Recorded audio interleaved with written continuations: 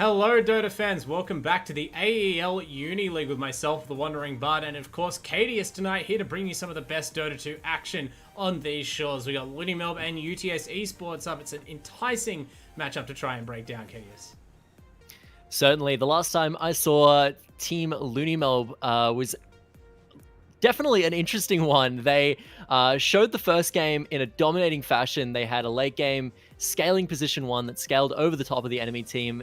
Second game, they went for more of an early game threat-focused comp. Couldn't close out the game, and then the enemy POS 1 Phantom Assassin built Rapier and just rolled over them and ended up clutching out the win in like 45 minutes. So seeing if LooneyMelb can really kind of come back from that one in this set is definitely going to be what I have my eyes on. Yeah, that's some tough psychological damage to bounce back from. I'd heard a little bit about the Rapier shenanigans. I didn't realize it was a PA. Those coup de grace numbers, I can barely imagine. So, yeah, LooneyMelb maybe taking their name a little bit too literally in this league so far, but they have been one of the very strong teams of the event, not just this season, but of course over last season as well, throughout the Uni League in 2021. So we'll see whether UTS can stand up to them, because I don't know as much about this team.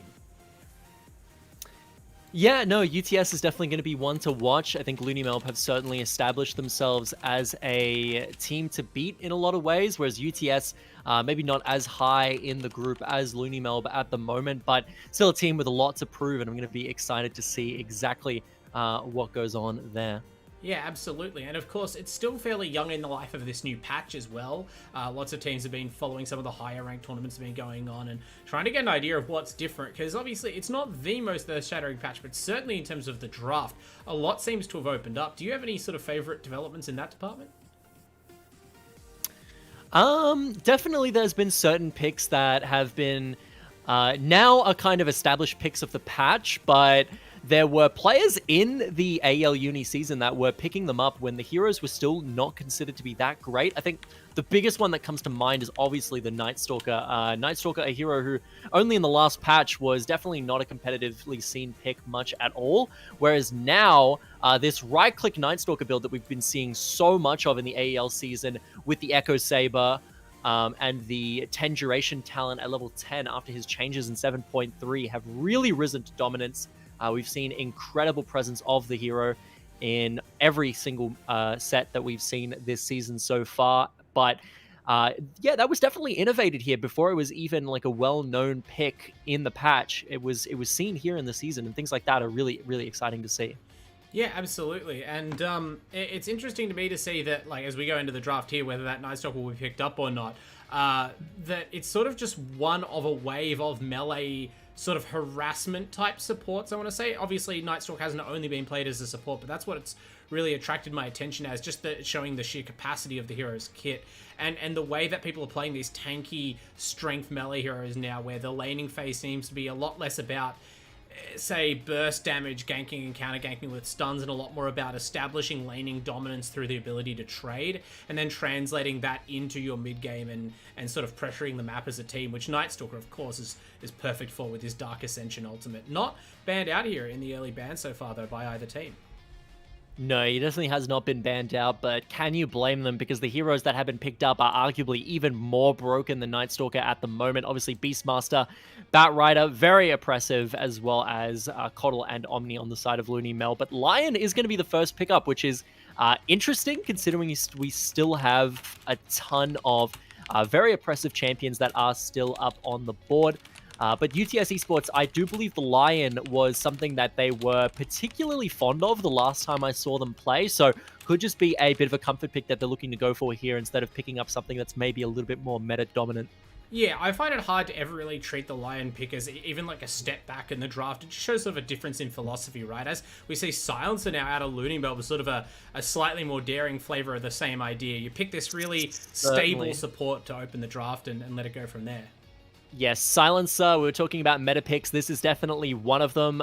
Silencer, after the changes to his Q, it just does absurd amounts of damage. You just max the Q. If you're having a great game, you know, you can max the W second, pick up the pick up something like the Treads and a Dragon Lance and just go to town. And there's the Night Stalker as well that we were talking about just a little bit earlier. Or, if you are not having the hottest game and you do just want to be a support, you can instead max the E second, build into the Aghanims of the AoE Silence, and just do absurd amounts of damage, have tons of control in these fights, stacking your silences on everyone and doing tons of tick damage. And then the Night Stalker, we've already talked about why this hero is so good. He is just incredibly powerful at the moment. Knight's Ascension is just such a good spell.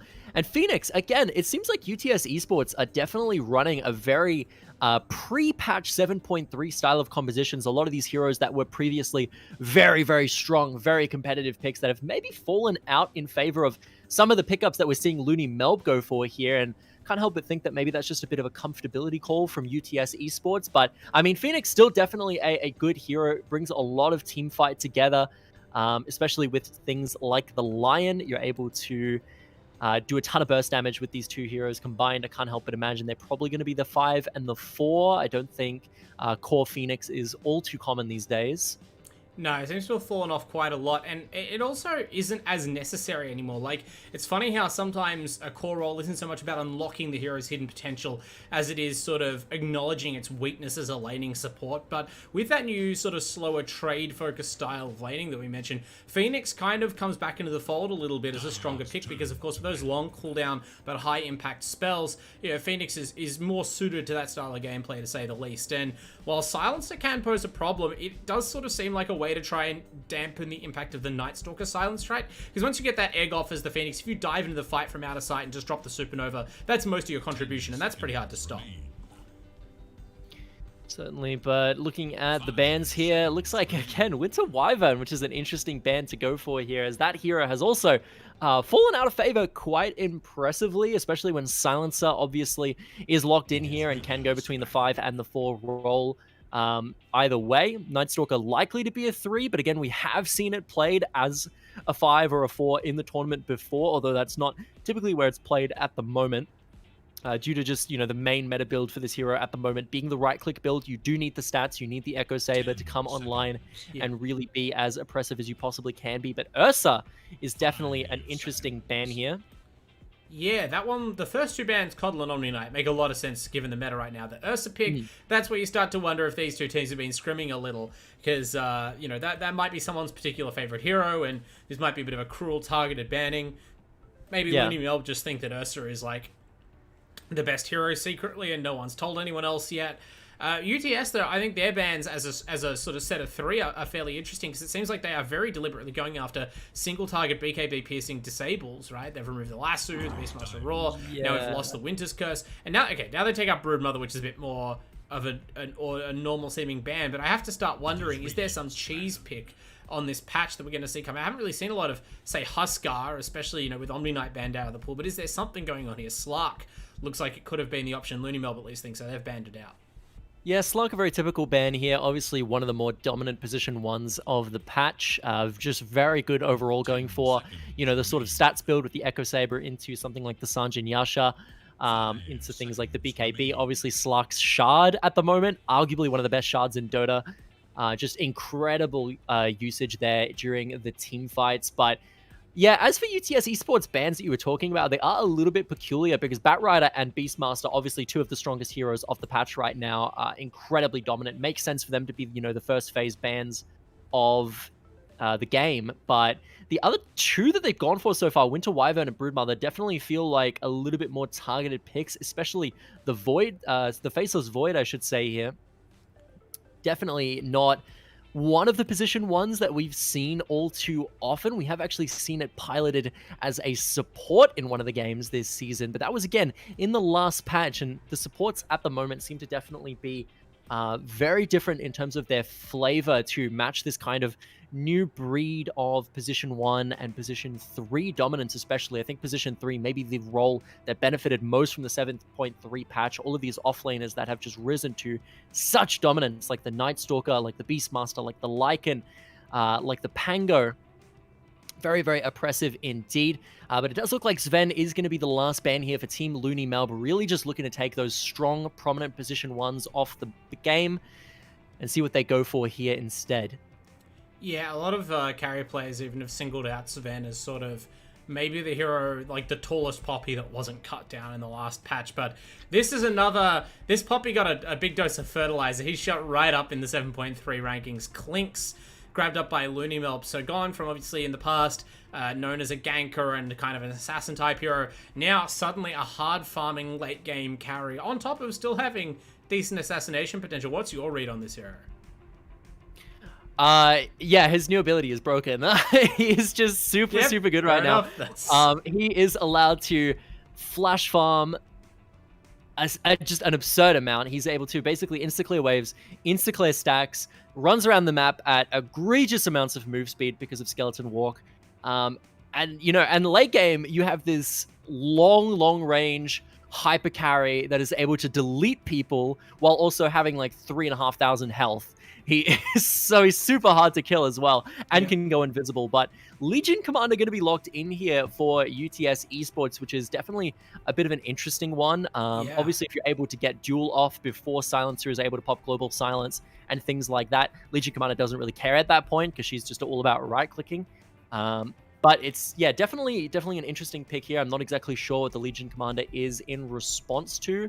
I think having the Dispel on the W is probably going to be decent against some of the heroes that we see here so far. But again, UTS definitely do seem to be a bit of a team where it's hard to get a read on exactly what they're trying to do because they don't seem to follow the meta all too heavily. They do just kind of pick their comfort picks, pick their response picks to what the enemy are going after here. And Silencer definitely is going to have a hard time in lane if he is the position 4 against something like this Lifestealer.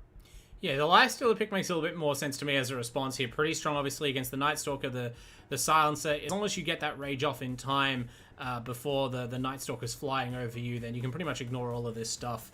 You're probably not the one who's meant to catch up with Clinks, but obviously, if you hop in the Legion's able to hit a quick blink duel. You can really help capitalize on that situation. Obviously, it might be a bit of a dream scenario, but UTS definitely seem like they're hunting for the initiation, right? They're sort of trying to...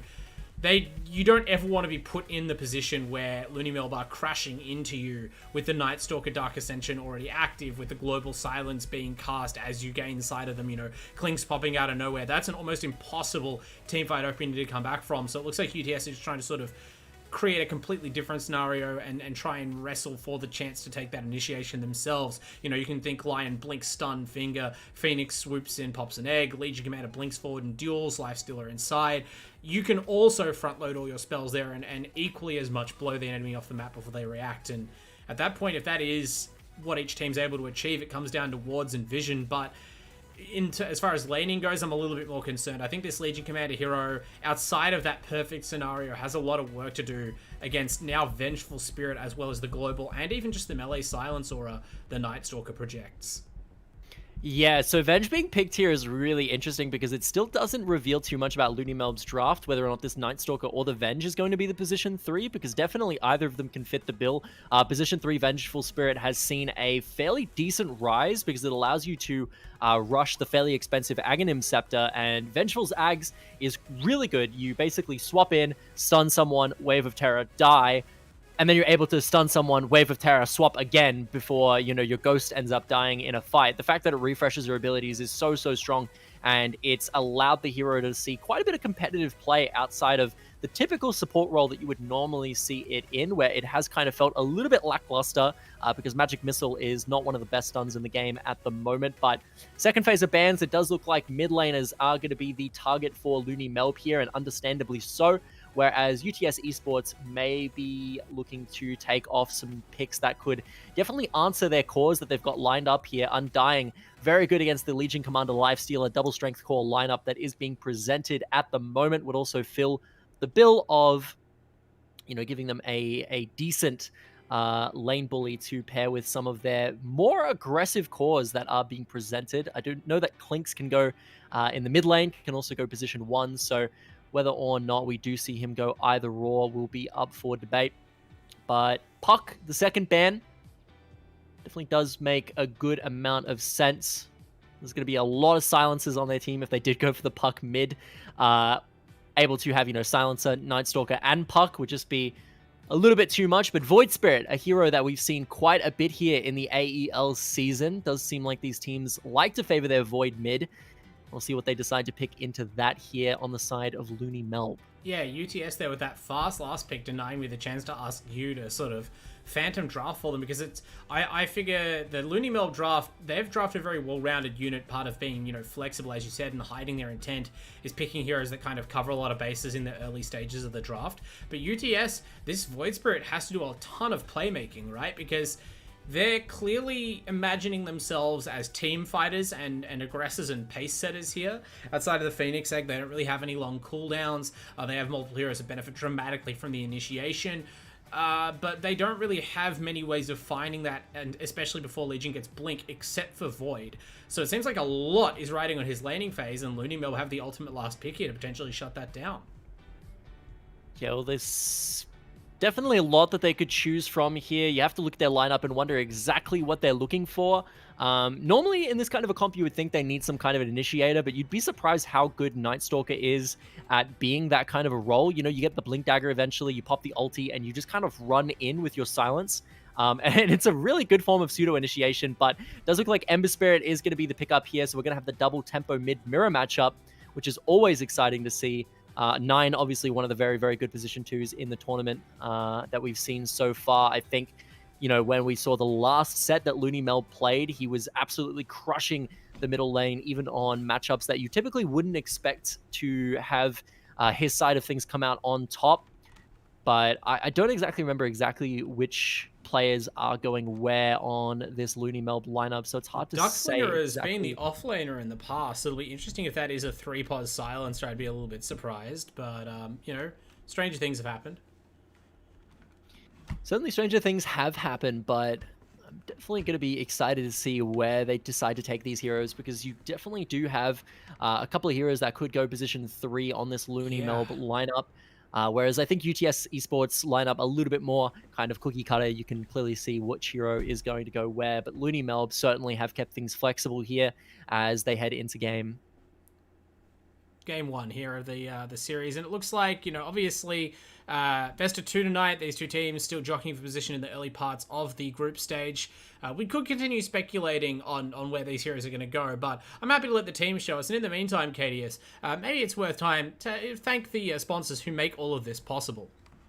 Yeah, certainly. The AEL sponsors obviously are a big, big part of what has been able to present to you this wonderful tournament of the AEUL Season 2.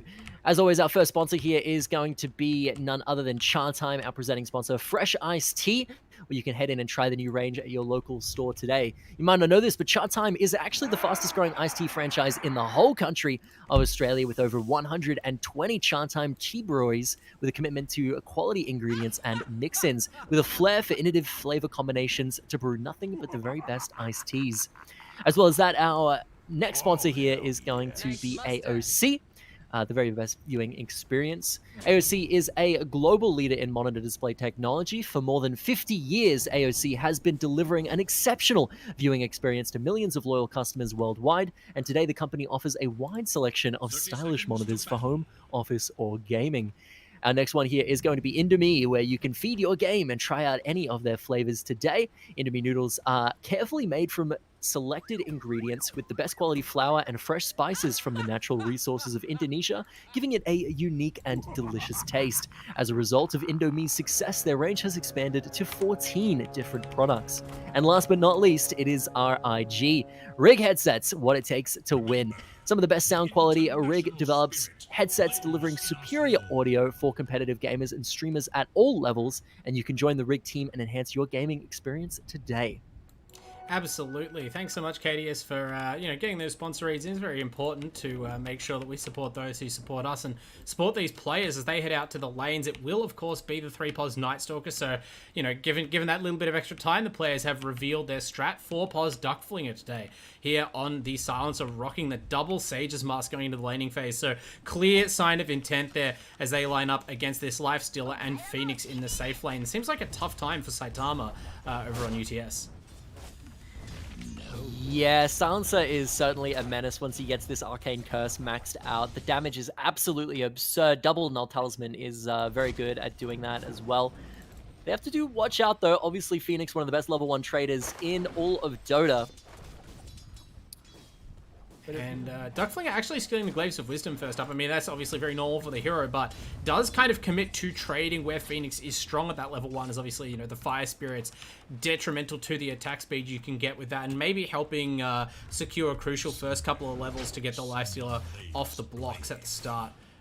Other lanes look a bit more even so far, as we see Tango Pig taking the Lion up top to support Icarus's Legion. Kage going to be playing that 5-pos Venge. We talked about Magic Missile being sort of reduced in its efficacy as a level 1 support skill, but Kage is still in love. It's been buffed so many times, and it's still bad. Like, it's a 9-second cooldown, 1.7 second stun.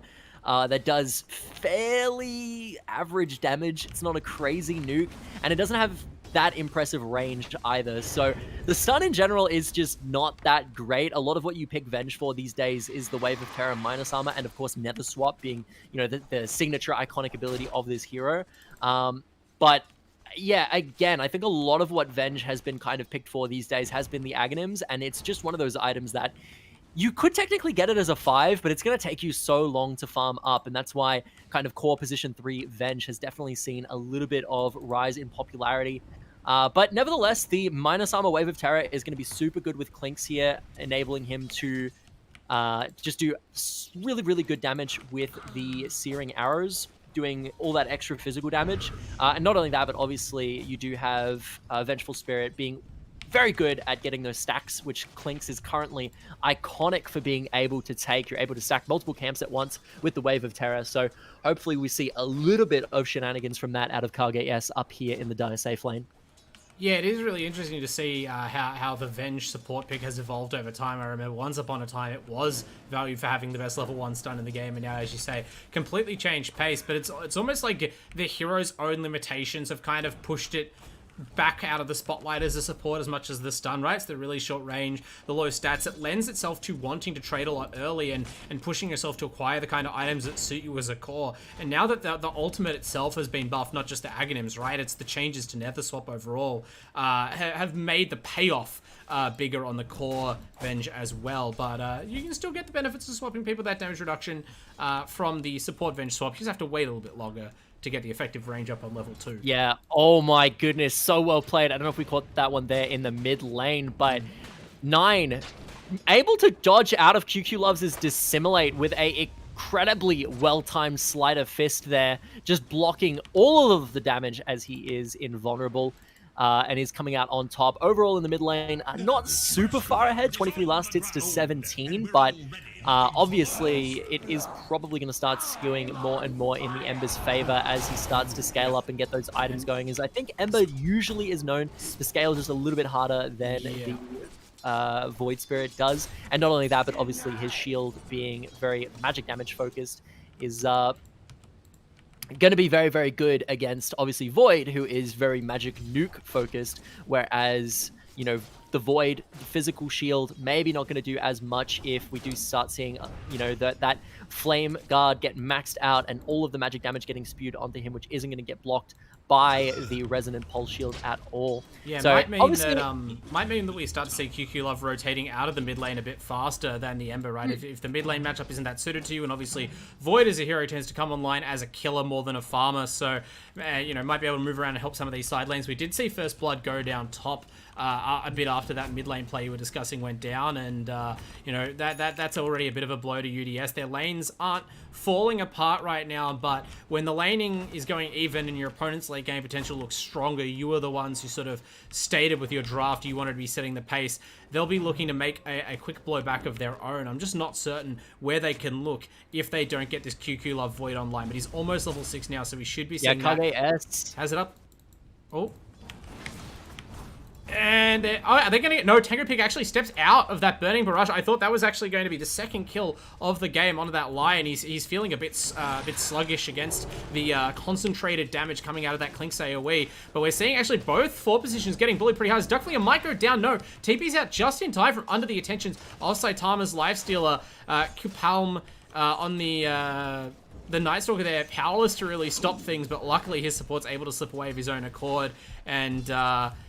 Yeah, it looks like it's a hostile world for the ranged 4 positions as Tango Pick actually goes down in the top lane again. There's just not much that Icarus can do. He's concentrating on the Clinks, and I'm sure it's just a quick magic missile into the Burning Barrage to finish off the meager hit point pool of that Lion. So they really do need to bring this mid laner into the game. Level 6 in a DD might be the time to do that, Kadius. Yeah, the thing with both of these position 2s, obviously the Spirits, they're very, very oppressive for their ability to have tempo impact on the game. Because normally as a position 2, right, you need to rotate around kind of when your ult is off cooldown at level 6. You think about things like the Lina mid, you know, you want to start ganking when you have Laguna Blade available, things like that. Whereas the Spirits always have their ult available. They are always ready to go, which means they can just shove, roam, shove, roam, shove, roam. Every single wave, they can be making impact around the map and be just as dominant as every single time. We were waiting for that void to show up, and yeah, it's almost immediately over. Just seconds it takes to burst down Kadius. That vulnerable, vengeful spirit. Doesn't really matter when your support or core when that much damage comes through. And that's the kind of impact I wanted to see from the void. Obviously, you want to keep the train going, but I feel like this hero is at its heart a snowballer and maybe more determined on those early kills. In terms of his success than most, you know, like this Void Spirit hero can really fall off compared to something like an Ember, as you said, if he doesn't get this great start. Definitely does seem to be the case, but Void Spirit very good at shutting down heroes early on. The burst that this hero can put out, definitely absurd, and even if he might be getting bullied here by 9 in the mid lane a little bit, definitely a hero that can do the work in the side lane. Immense amount of kill pressure with that Aether Remnant for sure. Yeah, just watching these two Spirit players tangle with each other, you never know quite when the fireworks are going to happen. We're seeing Ember head back to base, so maybe his turn to look for a gank in the side lanes. Things are fairly passive there right now, so we'll probably just jaunt back to mid.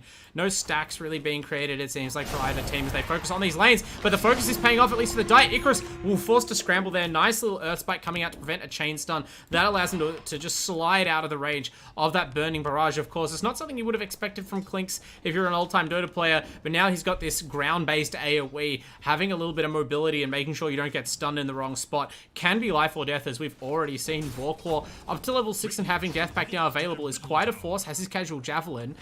Do you like to see this hero? Oh, actually, speaking of moving around and exerting his power, Q-Palm bottom lane pops the Dark Ascension. Saitama wants no part of this. He bails right out. His own successful TP is going to complete. That, unfortunately, leaves Ray on this Phoenix as so much fried chicken for the Batman as he hunts it down to the tower. Actually, Duckflinger gets traded out there. Really nice job by Ray to sort of adjust his priorities and make sure the trade happens, as the Silencer, only level 3, ends up tanking the tier 1 a little too much, and it's important to make sure your core lives there, but turns out actually fine in the end for the Radiant.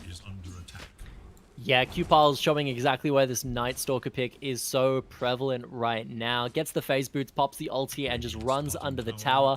And when you're facing a level 4 Phoenix, who, you know, obviously not the most ample health pool, you just are able to do so much, especially when you're paired with something like the Silencer that's able to stop the Icarus dive to safety with the last word silence. Definitely is going to be very, very scary when this Night Stalker is online, but only a little while longer and he should be out of his night form, so then the lane definitely gets a little bit more manageable at that point.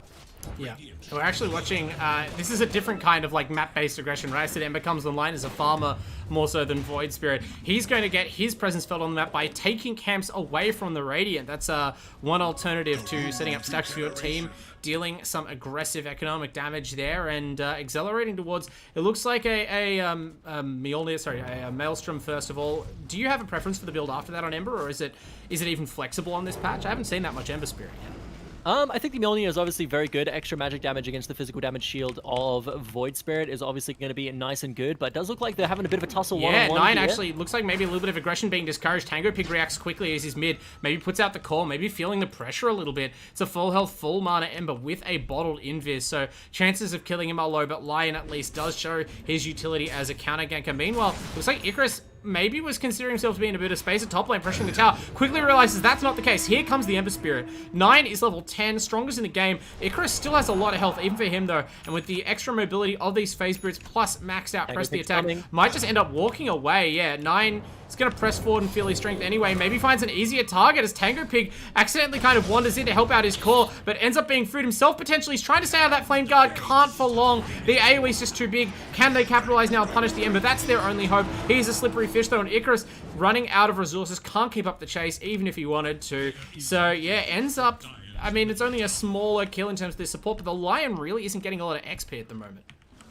Yeah, so Mjolnir has been finished after that encounter by 9, and the thing that makes Ember Spirit dominant over Void Spirit in terms of the mid lane, the dive down the bottom actually Ray's in so much trouble. We heard the Dark Ascension go off, and Duckflinger, he's going to be quickly traded out, but there's more support coming, it looks like, for the Radiant. Actually, Q-Pulse has to retreat. Luckily, Dark Ascension as good at running away as it is at charging into the enemy. He's going to hover over some trees, see where there can be anything done. Pops out the damage, of course, Void on a very low cooldown here, and help has arrived now on his own side. 9 beautiful chains, hits just where you wanted to, and the Burning Barrage actually doesn't secure the kill on Icarus, has just enough healing to kind of slide out of that potential dangerous situation. Now Saitama turning the tables. These tables are just spinning in place. They're being turned so frequently. Ray dives into the Phoenix. He has no supernova though, so that's a... I'm not sure what kind of bluff that is. Ends up being short-lived, whatever it was, as Tango Pig also goes down. So the Radiant supports, again, UTS losing Lion and Phoenix, neither of whom have their key level 6 spells yet. They just keep dying in these fights, Kadius.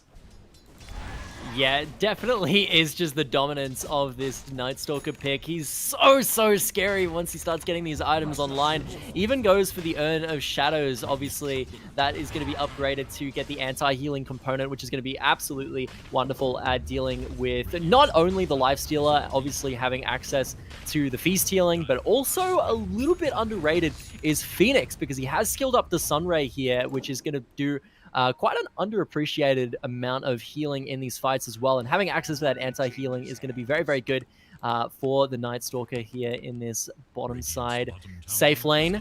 But after that, I do imagine he's going to be going pretty typical, going into the Echo Saber, things like that. Yeah, even then, I mean, that's another place where the level advantage is telling, right? Because as you said, the Phoenix Sunray is a considerable amount of healing, and this would be the window to be taking advantage of it in the mid game, but at level 5 Phoenix, it's only level 1. It just doesn't add up that much until you're able to raise the levels on it, and also on yourself, just stay alive long enough and get the Sunray off. We saw Ray die lightning fast in that last fight, but this may be a better situation. I sort of talked in the draft about how dependent, especially UTS, were on getting the kind of team fight they want, the kind of initiation they want.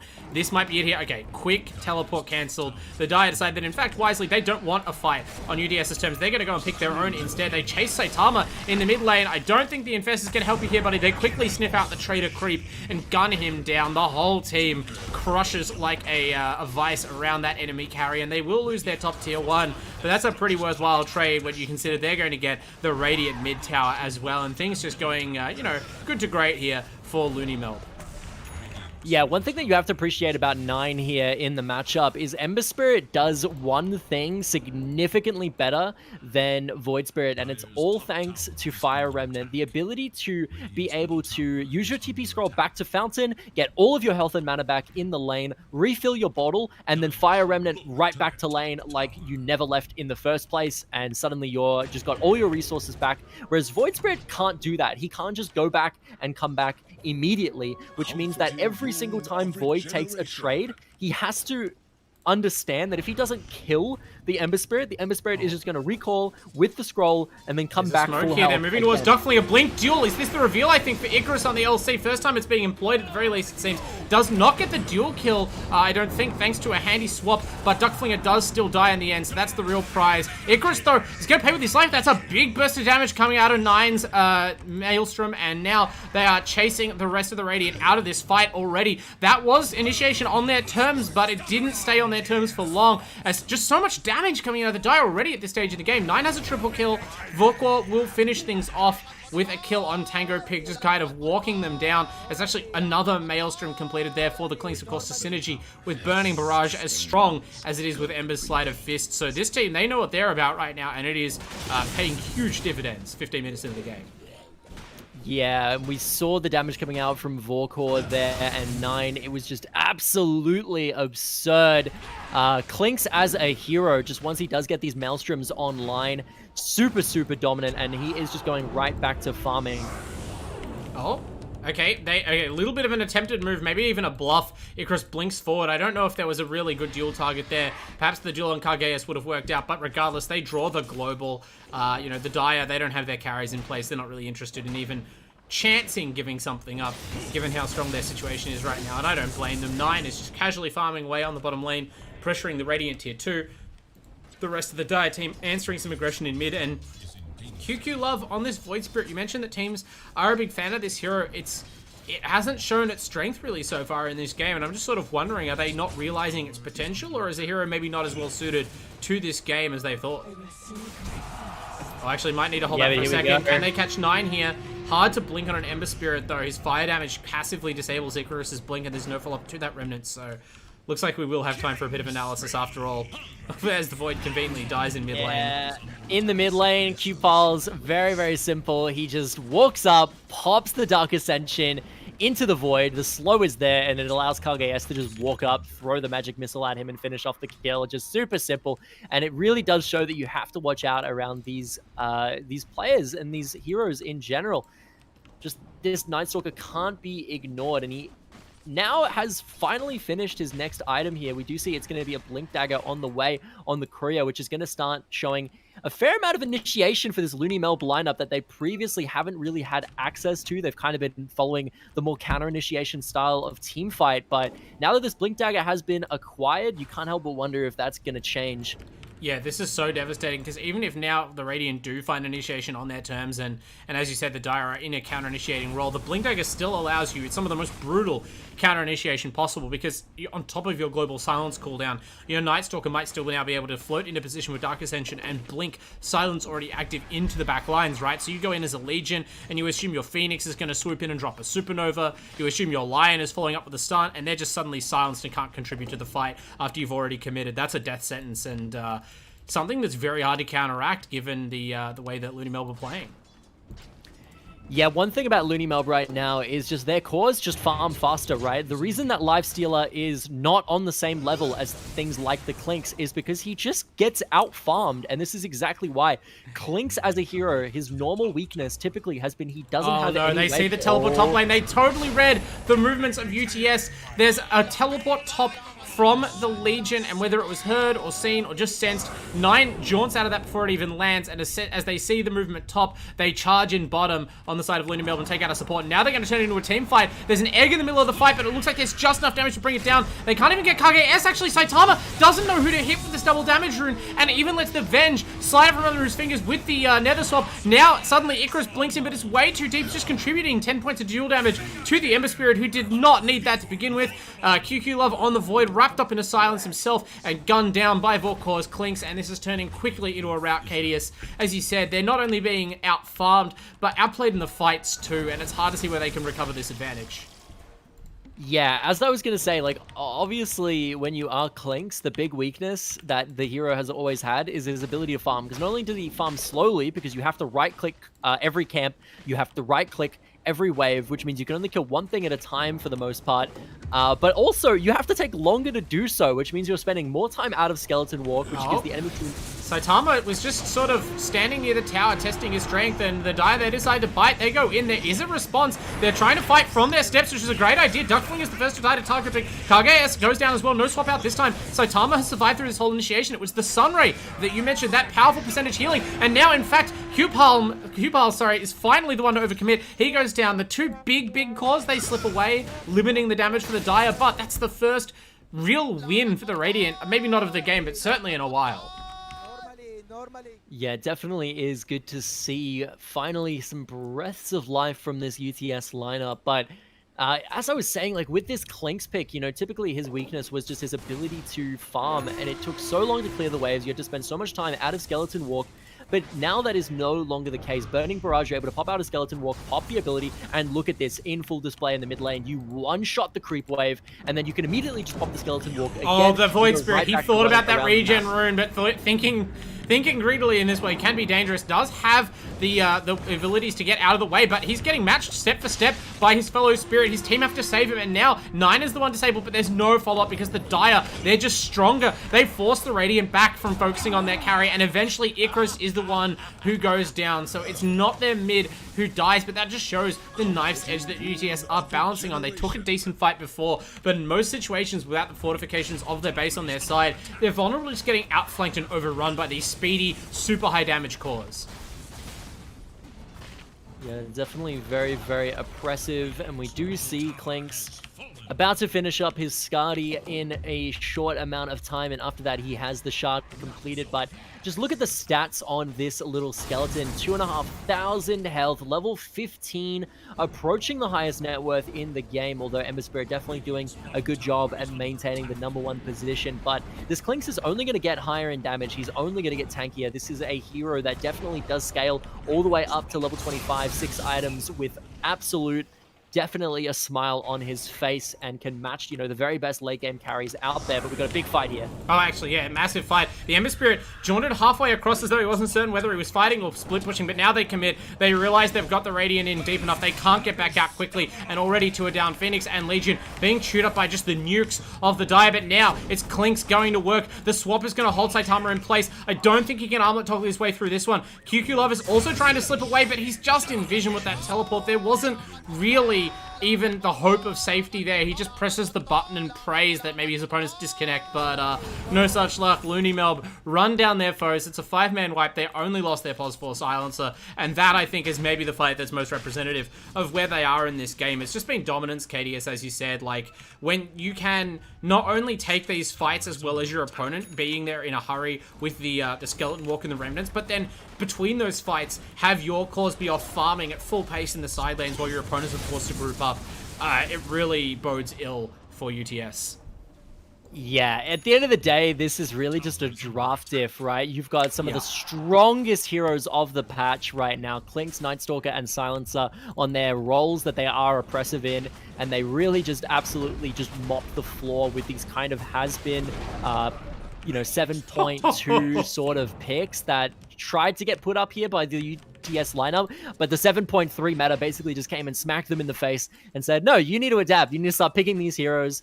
Otherwise, this is going to be what happens. You're going to have a Clinks that is very, very nearing double the net worth of your Lifestealer and is just running around the map, causing chaos left, right, and center. Not only that, but he's got 2.6k HP. Icarus, they're going to try and force something here. Maybe a last hurrah, but again, the swap counter to the Legion has been so powerful this game. It's really hard to see a way around it. They do get Q-Pulse in the end. It's not a dual kill. They lost Icarus already, but they at least get some sort of trade. He buys back instantly, though, and they actually can't Astral Step far enough. The arrow hounds QQ Love down at the end of his step as the Void Spirit. He's brought down, and now the rest of his team caught up in the long, long reach of 9, and his Searing Chains is actually beyond godlike as he gobbles up both support kills greedily to pad those stats. And his team will now roll over the Radiant through their tier 2 tower, presumably onto their high ground. Now, there are buybacks available. In fact, the death timers aren't even that long, but it's more about, the ease with which those kills were taken and sort of how little the situation of a fight has been mattering at this point. The stat difference is just too strong at this point for LooneyMelb. Yeah, I hate to sound like a broken record there, but Skadi has been completed, and this little skeleton now has 3.2k HP, running around the place, and is applying these massive long-range attacks, thanks to the Dragon Lance. And not only that, you were talking about it being 9 on this Ember Spirit that was slowing them up there from getting away in time, but Vorkor was actually one of the big perpetrators, tossing out those Skadi right clicks and just absolutely causing chaos with those slows. But a little bit of contention here over the Roshan. Yeah, I mean, you have to fight this if you're not going to GG out, but the question is, how much of a difference it actually makes in the end to your chances of winning, as we see Saitama vanish instantly under the attentions of Vorkor. Not just those Skadi right clicks, but also the Skadi barrage as well. There's all sorts of incidental control and debuffing coming out of this draft, on top of the, supreme positional advantage afforded by Swap, afforded by their Blink Dagger, Dark Ascension, Night Stalker. Their ability to just make any fight bad instantly is so powerful right now. Like, as soon as the Radiant feel as though they've gotten engagement, suddenly they remnant and blink and fly past you, and your backline is completely exposed. They have a particularly soft backline as well this game in the Phoenix and the Lion, and they just, for this to work, they needed to be making not just initiations, but like burst initiations. And when you're this far behind on stats, you just can't burst anyone. We're going to see a deep Supernova Egg. This probably has the best chance of surviving that anyone has all game. Vorkor, even without the strafe, Klinks is still more than capable of taking it down. In fact, Vorkor racks up his own Beyond Godlike streak as the Dire, they're in a little deep. They're trying to extricate themselves as Saitama shows he can still deal some damage. Love gets into the backline, actually kills 3 before Vorkor can finish him off. And Saitama might even get the Klinks, kills the first life. Now he's going to turn his attention to the army as Klinks respawns, but there is a skeleton walk. I don't know if they have it in them to kill Vorkor a second time. This godlike streak might just linger on as he slips away. His team paying the price for maybe slightly cocky charge up the high ground. But they did take a tier 3. They are still 18,000 gold ahead. At 26 minutes, it's a pretty sizable difference, and as always, it's just the difference in the capabilities of these teams that looms as you look towards the rest of the match. Saitama, he's got Armlet Echo Saber at 26 minutes on a POS 1 lifestealer. I mean, this is why we just don't see that many POS 1 lifestealers. You're so locked in by the hero's limited farming capabilities to one style of play, to one window of power, and now that you've kind of missed that and your opponent's left out in front, you just don't really have much options as far as how to take the game late. Yeah, we're talking about lifestealers, limited farming options, and we just watched Vorkor narrowly escape a gank in the top side racks. And then what did he do? Pop Skeleton Walk, ran at 525 move speed all the way down to his bottom lane, shoved out the wave, cleared the bottom side Radiant jungle, and is now in his triangle farming. He is all over the map with this Skeleton Walk move speed, quite literally running cross-country at the moment. It's just absolutely a joy to watch. Meanwhile, the Lifestealer sees one sniff of Q-Piles on the Night Stalker and has to teleport back to his own base, and now wanders at, like, 365 move speed to his unstacked large camp to slowly right-click it down, right? Like, this is almost a glimpse of the old Klinks. Klinks at least runs a bit fast, but you were talking how painful it is to try and keep up in farm, when you just have to attack every creep to death one by one, and how much it sort of reduces your ability to present a viable threat on the map because your enemy knows how involved you have to be with your farming. This is what Klinks has evolved from, right? And as you said, maybe not even a past patch, but certainly a past age of carry design the Radiant appear to be trapped in right now. Yeah, we'll have to see if they're able to adapt it in Game 2 and really start to pick up some of these picks. Either that or contest the picks, ban them out.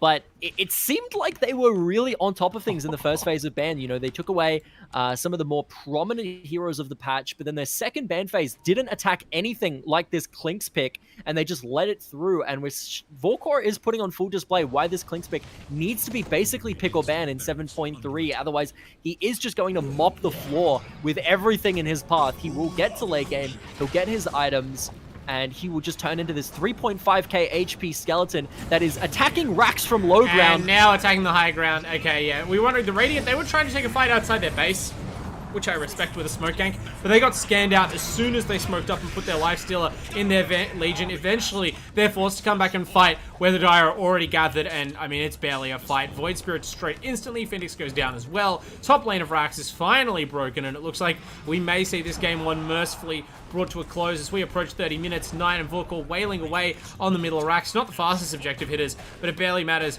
when you have this big of a lead and your opponents just don't have anything to threaten you with. You've kind of, these one-dimensional heroes, you've seen them through their period of strength, and now that you've broken the enemy draft, it really is all over bar the shouting, and as you said, hopefully some time to strategize for Game 2 if you are UTS, because whatever answer you thought you had for the Klinks, the Night Stalker, the Venge, has not shown up in Game 1.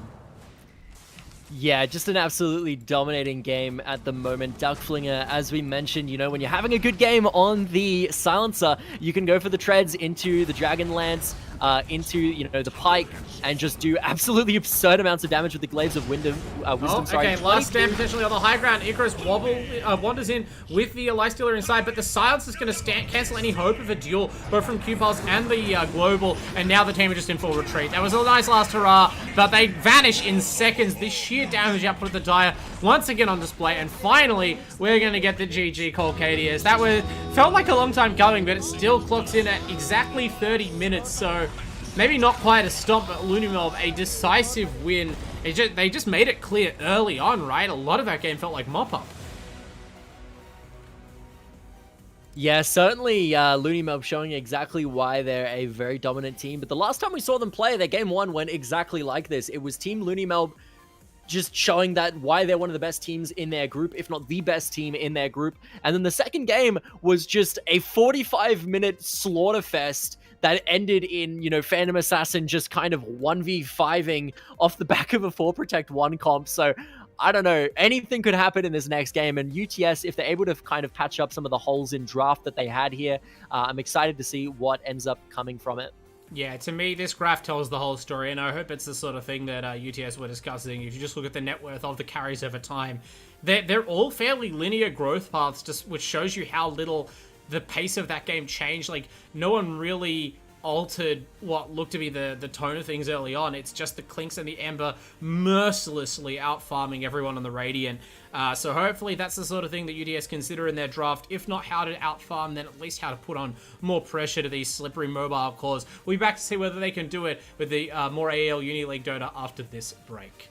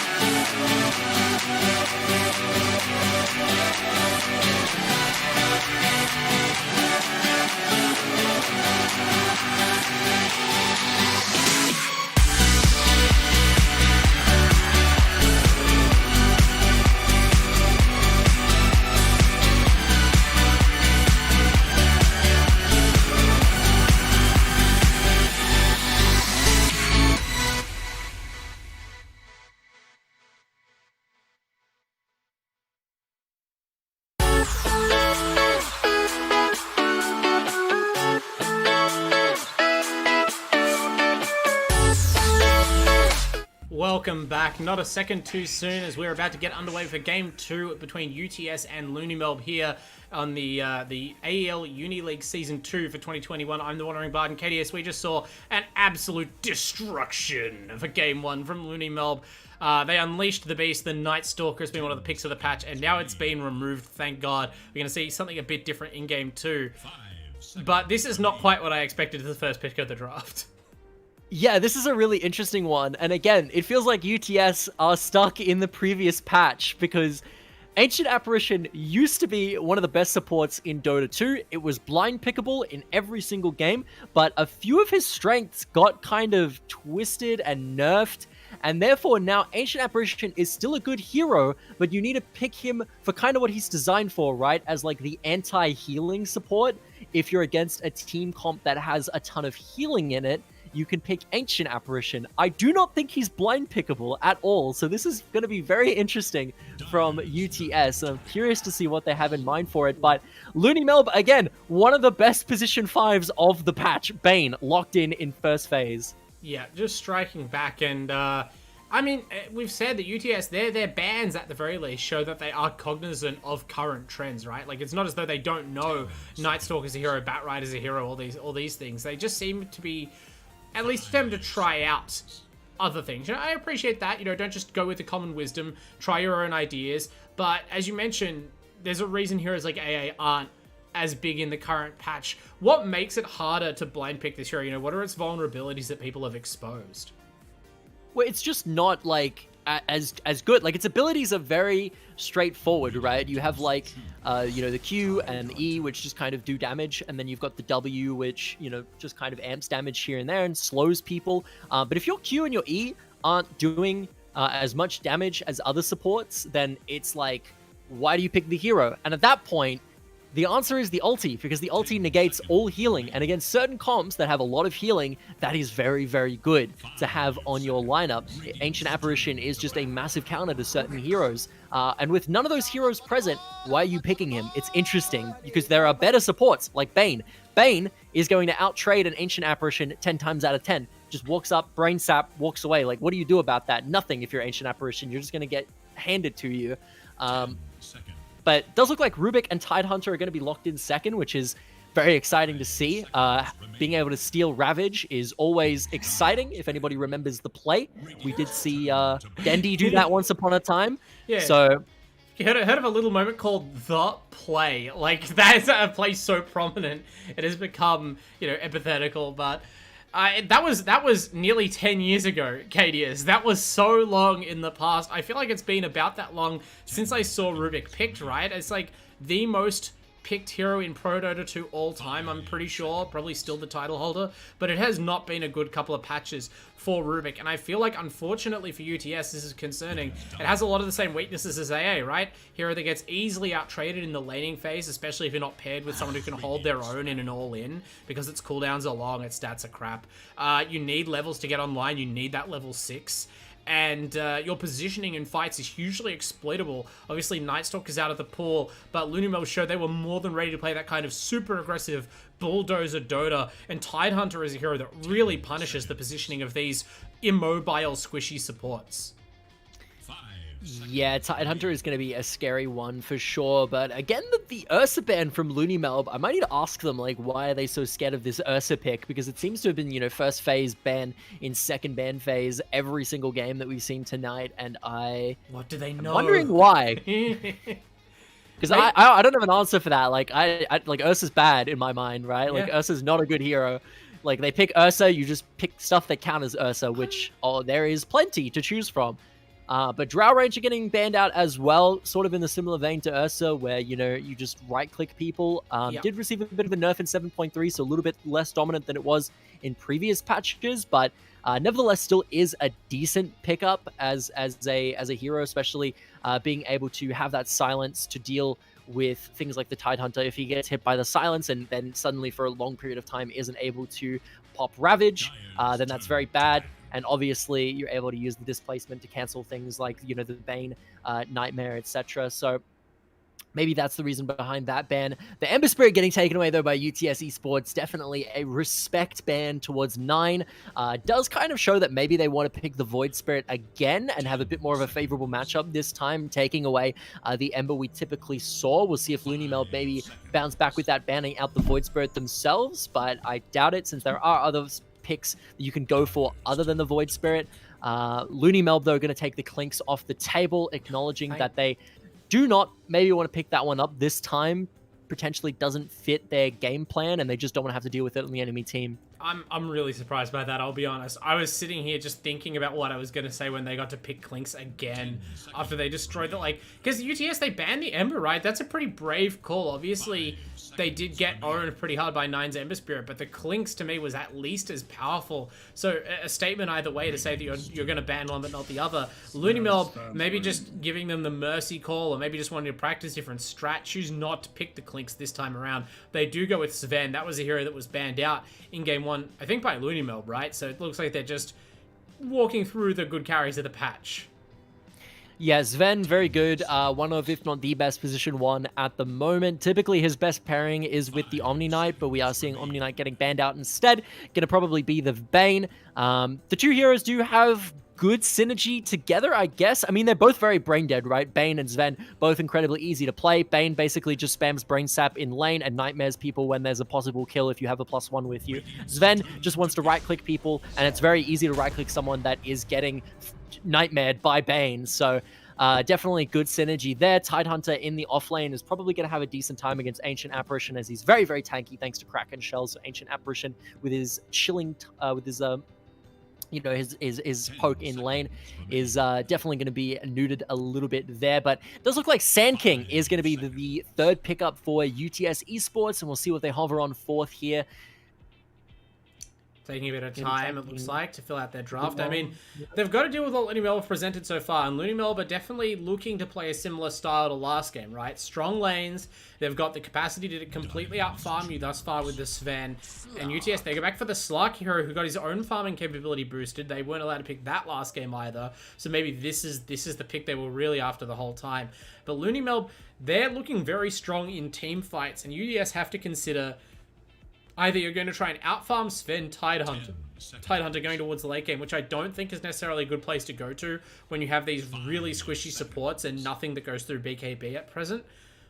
Or you have to have a stronger team than you did last game in terms of being able to attack your targets. The one saving grace, perhaps, is that LooneyMelb's cores, even though Sven and Leshrac can both flash farm, they're not quite as mobile by default as Clinks and Ember, so maybe it will be easier for UTS to actually bring LooneyMelb to battle this time.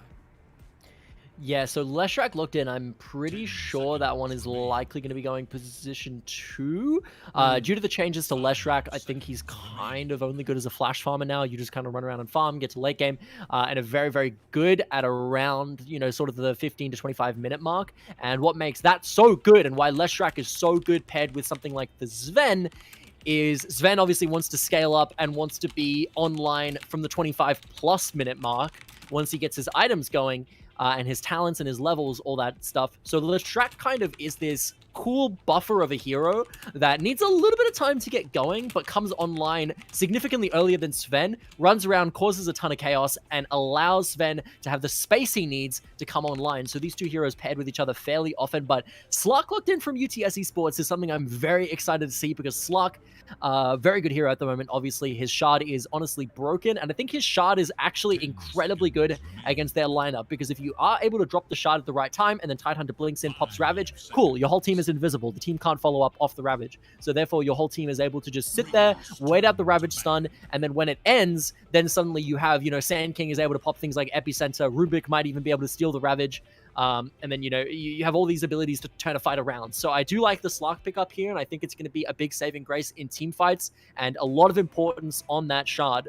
But final bans here coming through. Vengeful Spirit going to get taken away, which is a little bit interesting, because I don't think Venge is definitely good for their comp at all. You have the Bane, who Bane could be played as a 4, but he's definitely more of a 5 sort of hero, just because he kind of just wants to run around and cause chaos. rather than, doing things that a 4 would typically be doing. He just wants to, sit there in lane, spam Brain Sap, and he's obviously paired quite well with this Ven, whereas with the Tidehunter, not as much. I don't really know how Tidehunter is going to take advantage of killing someone in Nightmare, whereas Sven, with the God's Wrath, is able to pop the ulti and then run in, follow up, and do obscene amounts of damage. So I think banning out the Venge is definitely interesting here. I don't like it much at all, but maybe they're just a little bit shook by it from last game. Especially since position 4 Venge, when paired with a Tidehunter, I don't think he can take very good use of the Sun or the Minus Armor nearly as well as something like we saw the Clinks do last game. And then Void is going to get banned out as well, which is interesting. They banned their own mid pick, which already wasn't that good. Maybe 9, known for having a killer Void Spirit that I was unaware about. But either way, Lena Puck going to be the final 2 bans of LooneyMelb that we saw previously. 5 seconds remain. Yeah, final picks obviously going to determine a lot about the draft here. As UTS, I feel like they're still lacking a number of tools, right? Like, they're currently leaning on just the Sand King to initiate, and he is one of the best point stuns for low cooldown initiations that you can get out of the off-lane role. But their mid laner, I think, needs to help out. Puck's off the table, Void's off the table. Okay, they take it a slightly different direction, but I don't hate this at all. Bristleback, right? It's not so much about burst initiation, which is good given how much trouble they had sort of catching LooneyMelb in the first place in Game 1. It's about being able to super aggressively position yourself on the map, giving the rest of your team something to play around, keeping heroes like Tidehunter and Sven from freely filing into the backline to pick off Rubik and AA, giving the Slark a fight to actually dip in and out of. This really does tick a lot of the boxes. I think this is a better draft than Game 1. Yeah, again, it does come off as a little bit archaic. Again, Bristleback, one of the best heroes of the previous patch, has fallen out of favor a little bit. There's a lot of position 3s that are just objectively better than Bristleback at the moment. But he is still a good hero in general. He is able to do a lot of damage once he does get his item timings. He's maybe not as oppressive as he used to be, whereas Bristleback could just kind of run around the map and cause a ton of chaos, basically 1v5 once he hit his timings. I know myself was kind of a favor of going position 2 Bristleback and stacking. I think that's this game. I think this is mid Bristle, right? It could be. You could also see potentially like a couple other heroes. But obviously Bristleback is mainly a position 3, but they have other heroes that could also go position 2. Bristleback looks to be the most likely Rubik, one, but Ricky is an interesting one. That is definitely a hero that I have not seen in some time. I think this is the benefit of having like ultimate final pick of the draft, right? Like they have the opportunity to see that you have this AA Rubik backline that you're dependent on this Sand King and Slark jumping in, because it's the same as last game with the Legion, right? The Legion blinks in and then you just cut off the follow up, and this is the kind of hero that's so hard to keep out of your backline, even with a Bristleback on Saitama. I'm worried to see what 9 is going to do to these squishy heroes. Yeah, certainly is going to be very, very exciting to watch. I gotta say, this Ricky pick is going to be really, really awesome. I'm very keen to see that one. Are you a fan of Ricky in general? Is this just fanboy moment for you? When I first started playing Dota 2, I asked my friend, because I previously came from a game where the character I played was basically like an invisibility assassin. And I asked my friend, I was like, yo, in Dota 2, are there any like cool invis assassins? And he's like, Ricky can run around permanently invisible. I'm like, that sounds sick. So I played Ricky when I was brand new to Dota 2. Yeah. So you're a ward. Yeah, basically. Yeah, I just walk around invisible and just not do a whole lot. But for that reason, he always holds a near and dear place in my heart, even if he is a little bit more on the unfun to play against when he's fed side of things. I think playing against the fed Ricky, definitely one of the most miserable things in Dota 2. Yeah, for sure. I mean, you've been harping on sort of outdated drafting, right, and sort of chiding these teams if they're picking heroes that have a bit from last patch, right? Ricky is a hero that we saw in previous patches, right? Even if only a sort of a cheese pick or a gotcha pick like it is appearing here. Do you feel it's retained its potency for that, or are you preferring to see a different hero nowadays, even in this situation? I mean, Ricky will always have the utility of having smokescreen, right? Like having a giant AoE silence that also gives mischance is a really good answer to a lot of heroes. Just the main thing with that is you kind of need something to pair it with. And typically in the past, Ricky has really shown dominance due to a bit of a 1v1 fight.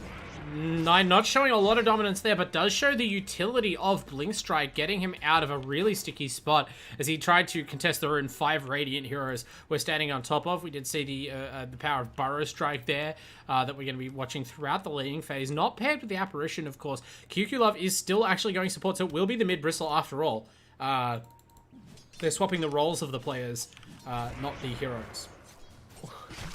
Yeah, so as I was saying about Ricky, in general, as a hero, it's definitely something that previously has kind of been broken for many different things. There was a period of time where Backstab was super good, and then there was a period of time where, they changed it so that Blink Strike was his ultimate, and then when he got Blink Strike, the burst damage was obscene, so then they changed it back, and they gave him Tricks of the Trade as a new ultimate, and then that was just a super strong ulti. You would just pop it in team fights and just do like this insane right-click damage while being untargetable. So they're like, all right, that's a bit too broken.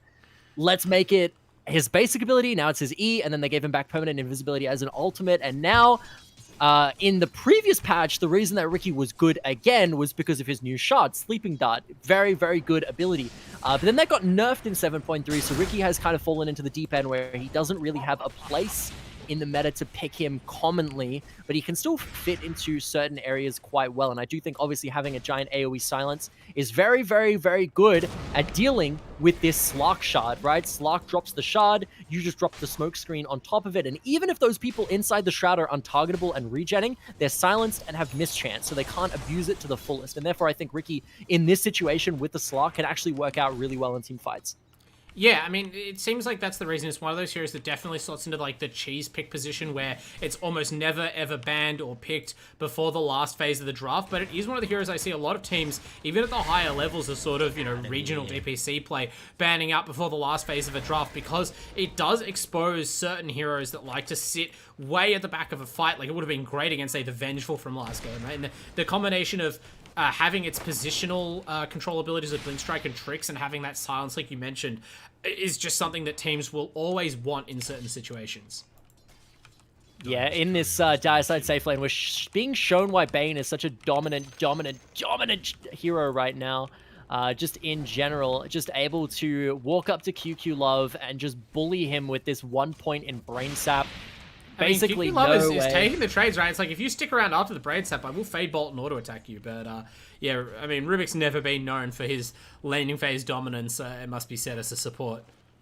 Yeah, Kadius is definitely ahead here at the moment. He still has his own salve available and even a wand to boot. QQ Love has had his salve forced out of him already, thanks to dropping to very, very low from that trade. And Kadius doesn't look like he's even needing to pop his just yet. So this lane definitely is not looking good because Sven is going to scale into an absolute monster like this hero does in every single game he's picked in. He will just scale out of control if you don't have any way of shutting him down in the lane phase or you don't have any way to kite him, which they don't really do, right? They're very immobile heroes who are good at going in, not necessarily good at going out, and therefore Sven is going to be a huge problem for them here, and they can't do anything about it because Kadius is just such a good position 5. Yeah, I think they're going to be relying on keeping their supports in particular just out of the way of Sven, hoping the Bristleback's tanky enough to survive or that they can goop the Sven up and just kind of jumping the Slark and this SK back and forth. Okay, the offlane for the Dire is what I was about to ask about, whether or not they were having much of a better time, but they finally land one of these Duck Slinger on the 4-pos Leshrac, doing it the hard way, where they mop up the ice cream cone there. With a stun into spell combo out of Q-Pars, having the value point in Gush, very important there, and not much Tango Pig can do. So maybe that does answer the question, this Leshrac Tide laning phase. But what do you think about that going forward into the late game? Do you like Pos 3 Tide this patch? Or what about the support Lesh? Well, I mean, Tide's always going to be universally, like, decent, right? I don't think Tide will ever be bad. Ravage is a good ultimate. It's very, very good. One of the best teamfight ults in the game. Blink Ravage, there will never be a game where Blink Ravage is terrible. Where there are position 3s that are definitely better than him at just taking over the game and carrying them by themselves, whereas Tide is a little bit more of a team pick, right? You want to pop Ravage, and then you kind of need someone else to follow up off of Ravage, as opposed to something like the Lycan, the Pango, the Beastmaster, the Darkseer, who can basically just win a fight by themselves. So therefore, in terms of like solo queue, Tide is definitely not as good as some other heroes, but in this coordinated level of play where that follow-up is much more easily executed, I think Tide is definitely up there as a very, very good offlane. And when you pair him with someone that has Very good CC and follow-up potential, and incredible damage of his own in the early game to net these kills like we're seeing with the Duckflinger Leshrac. I can definitely see it being very prominent. I can certainly think of games or metas where like the Ravage isn't always able to be capitalized on enough to justify the pick, but it does also come down to like sort of what other tools the hero has, right? And lately, players have been feeling very comfortable with his scaling ability through Anchor Smash and Gush, as well as you know, just that big ultimate as we see here, just applying the tools to bully Ray. But Duckflinger actually dropping quite low himself. Ray stands his ground on the AA, does eventually die as the Tidehunter just keeps wailing on him, but they trade up their supports in the end. And Tango Pig on the Slark, I have to feel okay about that, you know, given how the situation initially looks. He's still healthy on the Slark, getting a lot of essence shift actually here as Q-Piles. He's willing to trade here. He's trusting in the Anchor Smash and the Kraken Shell, both of them committing to their course. Whose support will arrive in time, I suppose. Okay, Tango Pig eventually forced to back down from that strange mano-a-mano slap fight they were both having. Luckily, neither of them actually deals that much damage to the other, so they both survived to keep CSing, but that was a funny one.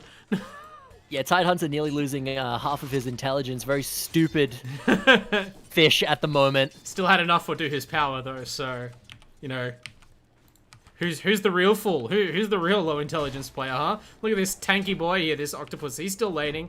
Tango Pig limping towards level 6. Far out. Look at the damage on that Anchor Smash. Yeah, I think Tango Pig is actually making a mistake here. He's putting points into Essence Shift and trying to max it out, which I don't think is good, because there's so much CC on this lineup, right? Dark Pact is incredibly good. And the thing about potential's been buffed, right, as well. Dark Pact's got buffed so much. It's such a good spell right now. I think maxing Dark Pact is super important on Slark. Right. Going for Essence Shift points, I could kind of see it justified, right? Like, you're laning against Tidehunter, you're allowed to smack Tidehunter a lot. This is the hero you Essence Shift off of in the lane, right? Traditionally, it punishes the Tide of these sorts of heroes, but you gotta think about the long game. Not getting this Dark Pact top lane, sorry, I might have to interrupt you. Is Icarus. They will not stop in this Sand King, and this time he goes down. He escaped death before, as we watched, with the help of his Sandstorm, but then he tries to continue laning before his Tranquil Boots have really healed him up, or the Sandstorm is off cooldown, and this time, Kadius is like, what are you doing, bro? No mercy. Slap him down, securing even more space for the Vorkor Sven. So, LooneyMelb, I mean, they're on track so far here in Game 2. This Slark's build, seemingly from the same era as the overall drafting philosophy for UTS. Yeah, it's definitely a very interesting one here, but again, we just see Kadius putting the pain down. He's got 2 points in this Brain Sap already, and is just really, really good at just being a nuisance. He's just able to walk up, pop the Brain Saps, Nightmare if he needs to, and then obviously once he hits level 6 and gets that Fiend's Grip online, Vorkor, okay. it'd be very scary. He finds QQ Love trying to wrap around on the Rubik, but I mean, he's trying to wrap around for a reason. They wanted to get a little bit aggressive with the Sand King and things like that. Does not work out, and instead, it's actually the Radiant who lose their carry, and now it looks like sort of as a gratuity to support as well. They just trapped Tango Pig in the trees below his tier 1. A few creeps heartbreakingly short of that Shadow Dance regen passive, so the worst time to die as a Slark, and, you know, I don't know, did they burn the... Okay, they got the Ravage and used it immediately. Great stuff out of the Dire, knowing their timings. Yeah, again, it's just like, if you're Ancient Apparition, what do you do against this Tidehunter, right? Like, you're not able to offer a whole lot at all, and Leshrac doing what Leshrac does best and melting that tier 1 down. I mean, the thing that's surprising to me is, like, this already happened to you game 1 as we watch. Actually, maybe Tango Pig just come back and die. This is disastrous. Dies, Duckflinger finds that threading auto attack through the trees. Leshrac, the Eagle Eye, snipes down Tango Pig. No level 6 for this Slark for another minute or so as he has to walk back to lane. And I mean, quite aside from that death, which we'll chalk up to, I don't know, a bit of a desperation play TPing back in, it's the drafting of these supports, right? I love Apparition, but as you said, trading in the laning phase and shielding a carry that's somewhat vulnerable like the Slark is not his strength. And this is the same thing that happened with the Phoenix in Game 1. Their soft laning supports just getting aggressively bullied, and then as a result, not besides just their carries crumbling, these supports aren't getting level 6s that they need, and I'm not sure what they thought would go different in Game 2, first picking this sort of hero. Yeah, one thing that I definitely want the folks to be able to pay attention to right now is this Dire Side Ancient stack that we've got going on in the triangle. It is absolutely monstrous. Vorkor is already the highest last hit in, the most last hits in the game, I should say, with nearly 25 over the next player, which is his position 2. Once he finishes clearing out this Ancient stack, which I imagine he'll do shortly now that he has the Mask of Madness completed, his net worth is easily going to skyrocket to #1 in the game. Yeah. He's probably going to finish up his Echo Saber in almost 1 clear of the Ancient stack, and he is just going to become an absolute menace. Not only is his farming speed going to skyrocket, he might be able to start joining fights once God Strength is off of cooldown, and, you know, really just capitalizing off in the mid lane, the Slug thought he'd steal a little bit of farm there. This was the graveyard of his own Bristleback.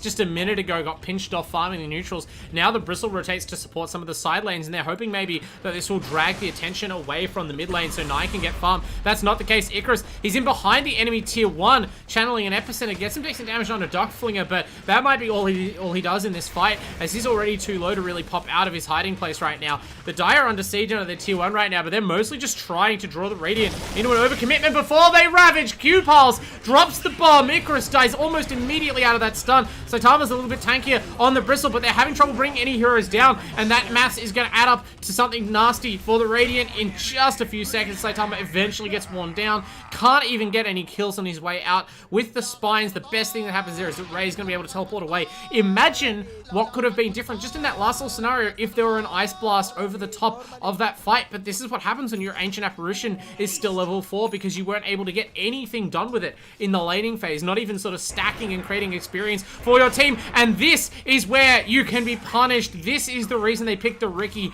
I think that LooneyMelb sensed they could punish and prey upon these support players, these support heroes. And Nine looks like he'll be doing that for the foreseeable future.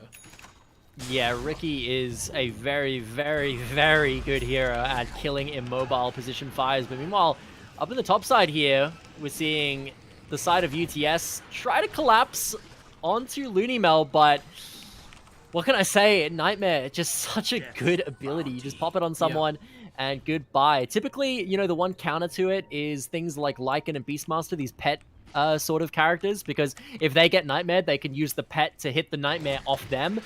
So then the ability is just kind of worthless. But with no heroes like that picked from the UTS lineup, Bane just has completely free reign to do whatever he wants and just use Nightmare as a complete point-and-click CC with no real form of counterplay. Yeah, the best they could do is potentially steal the spell, but as mentioned, as we keep mentioning, these supports having trouble training their level 6s.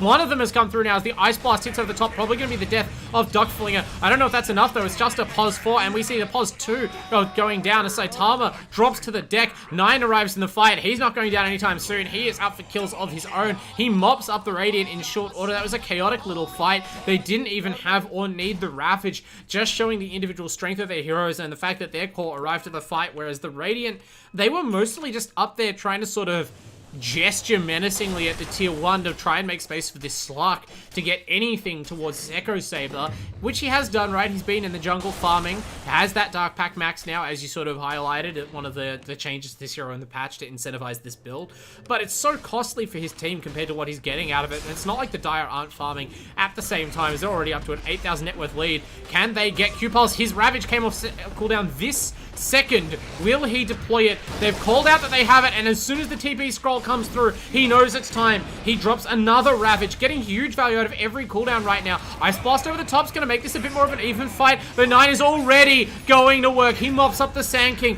eats up QQ Loves Rubik. Now Saitama has no friends. Nine chops him down as well. Triple kill, monster kill for the mid Riki with his signature Diffusal Blade online. Things are going from bad to worse here. The Sven is just farming in the bottom lane while this happens. Yeah, I wanted to point that out, right? Like, there has been 19 kills in this game. 10k gold lead for this LooneyMelb lineup. Sven has been involved in 1 kill. 1. He has 1 assist. Not even a kill. He has 1 assist. He's the highest net worth in the game. Tango Pig. Oh, this is it. Oh, I mean, it's more about sending a message, right? If your Slark can be solo killed while farming by Riki, then the game is basically over, but you saw how much damage that was. That's terrifying. Oh no, he's coming back for round 2. Tango Pig, him again. This is the kind of thing, I don't think Tango Pig doesn't expect this might happen. I just think this is the level of desperation that UTS are at. He just has to, like, bet his life on maybe worse than a coin flip odds that Nine just doesn't check the camp.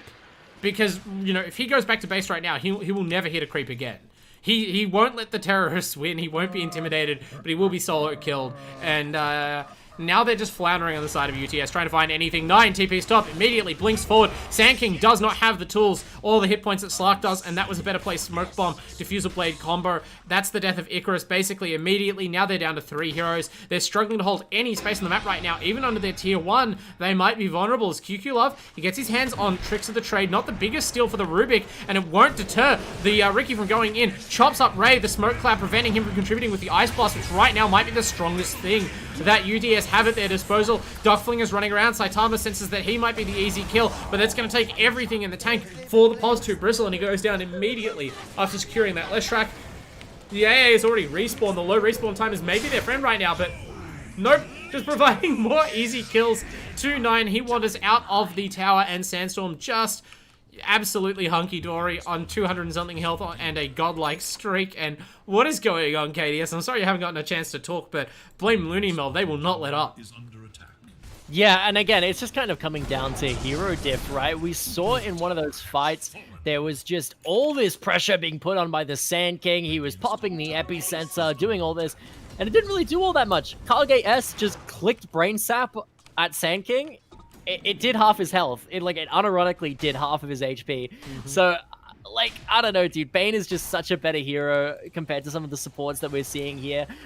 We saw Rubik steal Tricks of the Trade and pop it and then pop Fake Bolt, and he did basically nothing. Whereas, you know, in these fights, we're seeing Kage S half-shot people with a basic ability, and then also Fiend's Grip their initiation, so that they can't do anything. He could steal that basic ability. He could steal the Brain Sap. You know, you could do half someone's damage himself, right? But he doesn't. That should be the advantage of the Rubik. But I'm not flaming QQ Love either. This is the reason why Rubik is, to me, like, this is a greedy support pick. This is like what, you know, people used to try and pick Omni Knight support. You're gambling with your support pick like this, and you need to cover it with your cores. Because when you fall this far behind, and your Rubik has no positioning item, he doesn't even have an Aether Lens, how on earth do you find your way close enough to the fight to choose a good spell to steal without, you know, just being, you know, caught in the baleful gaze of 9's Riki and destroyed? Yeah, I mean, Omni Knight definitely not a risky pick at the moment. Not at the moment. I had to say previous patch. I stressed that. This patch doesn't matter because you already clicked W on your carry, so, you know, you did your job, so. Oh, dude, we are just seeing them just go to town right now. With kills left, right, and center. Poor Ray. He tried to hide in the trees. Soul. There is no safety we found. Actually, this Riki 9 finally overcommits, feeds a ton of gold over to Icarus, who arrives in the middle of that fight with Epicenter running and just veils the Riki and kills him under tower. He will immediately die himself, just kind of polished off by Duckflinger. He was just too busy celebrating the kill on the Riki to bother escaping there. Unfortunately, his Bristleback is for some reason in the trees between the Dire tier 1 and tier 2.